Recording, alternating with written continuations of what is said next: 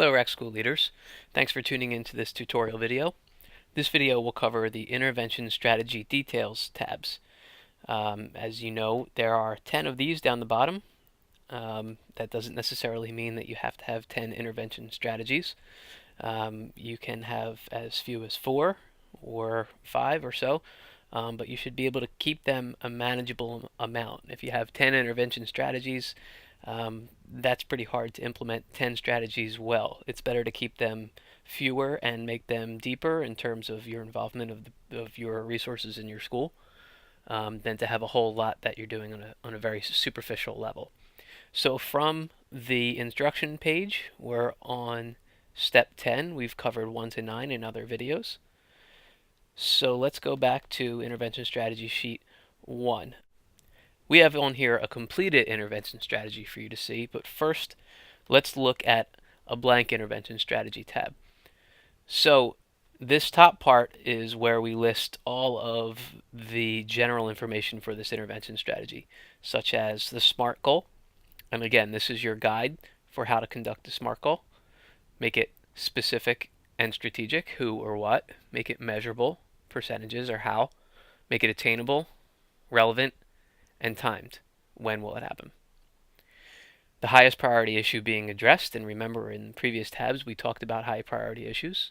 The intervention strategy, the owner of the strategy, the target population, the primary turnaround principle addressed from these turnaround principles here, the secondary turnaround principle addressed, and then if there are any other ones that align to this particular intervention strategy.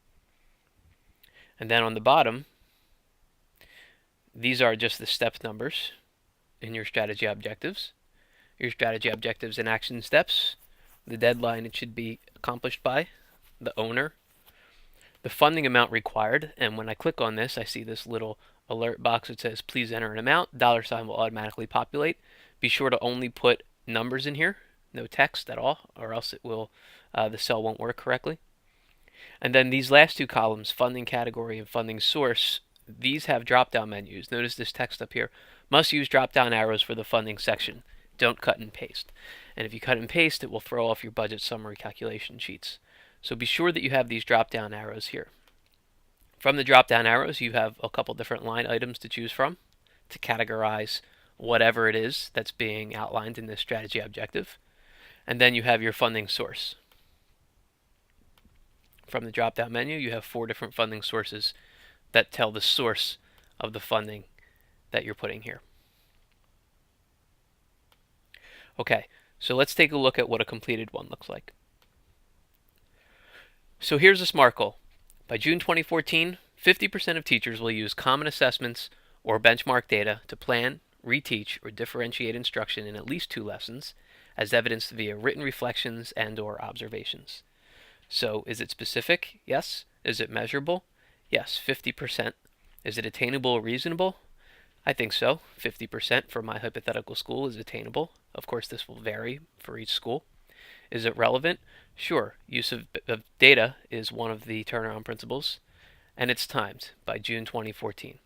So this is a good example of the level of specificity we're looking for in SMART goals. What high priority issue is it addressed? Effective use of data by teachers. So throughout this hypothetical SIP, we've been talking about data and culture and climate and the schedule. So the highest priority issues that I listed in my highest priority issues tab down here should be covered in these intervention strategies. There should be alignment. Okay, so which turnaround principles does this highest priority issue fall under? Effective use of data and effective instruction. Are there any other ones? Leadership. So you're aligning your turnaround principles to your highest priority issues and your SMART goal. So what's the intervention strategy? Think of the intervention strategy as the strategy you're going to take, the overall strategy to accomplish this SMART goal. So if this is the goal, what's the overall summary strategy that you're going to use to accomplish this goal? And then down here, you're going to break up the strategy, the intervention strategy, into steps. So here's the intervention strategy. Create templates for data collection, provide time for data analysis, and adopt protocols for using data to improve instruction. That's my overall how I'm going to accomplish this SMART goal. who's going to own the strategy, the principal and the data specialist, and who's the target population that's going to benefit from the strategy. All students particularly our two lowest subgroups. So a couple things to keep in mind with the owner of the strategy. Be sure to keep this to a small amount of people. If everyone owns the strategy, then no one owns the strategy. So really putting the onus for this strategy's operation in the hands of a few people is a way to establish accountability in your school. If you're the principal, of course you're part owner of this strategy. It's your school, you're in charge, and it's your responsibility to make sure your intervention strategies are happening so that you can direct your school in the direction it needs to go.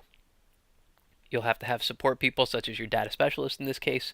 You might have a culture climate specialist, a lead teacher, a coach, an assistant principal, whomever it might be in your particular school. Okay, so we have our SMART goal. We have the strategy that's going to help accomplish this SMART goal. Now let's break up this strategy into steps. And the first thing we're going to do is hire a data specialist as a stipend position. We need a data specialist. We're going to do it by June 1st. The principal is going to own that strategy. It's going to cost $5,000. It's of this funding category, personal services and salaries, and this is the source where the money is coming from. And we're going to repeat this process with the rest of the steps. The next thing I'm going to do is I'm going to create a custom data collection protocol for schools and teachers with the RAC staff.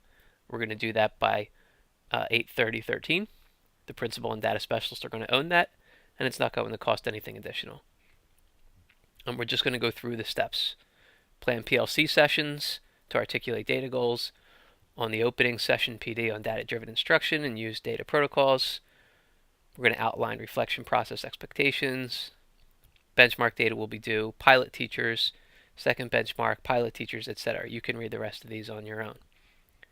So the point here is that these strategies, step by step by step by step by step, should be a scaffold to accomplish this SMART goal. So there should be good alignment between this SMART goal, the highest priority issue, the overall intervention strategy, and then the steps that you take to achieve your SMART goal. And again, it's important to notice that you have to get these drop-down arrows to work. There'll be a tutorial on how to get them to work if you absolutely cannot get them to work. There's some discrepancy about what kind of browser you're using, what your firewall settings are. If you can't get these drop-down menus to work, if you click and there is no drop-down menu when you download the SIP document, work with your IT person to see if there's something you can do to make these drop-down menus appear. And if not, you can go to the tutorial on how to fix your drop-down menus and take those steps. Again, if you're experienced with technology, you should have no problem. If not, feel free to call on a RAC member to help you or someone from IT in your own school. And then you would repeat this process for the rest of your intervention strategies. Remember, you have 10 open slots. You don't have to have 10 intervention strategies. I would say that you shouldn't have 10 intervention strategies. And then, once you're completed, that's the end of the SIP document. Thanks for tuning into this tutorial video.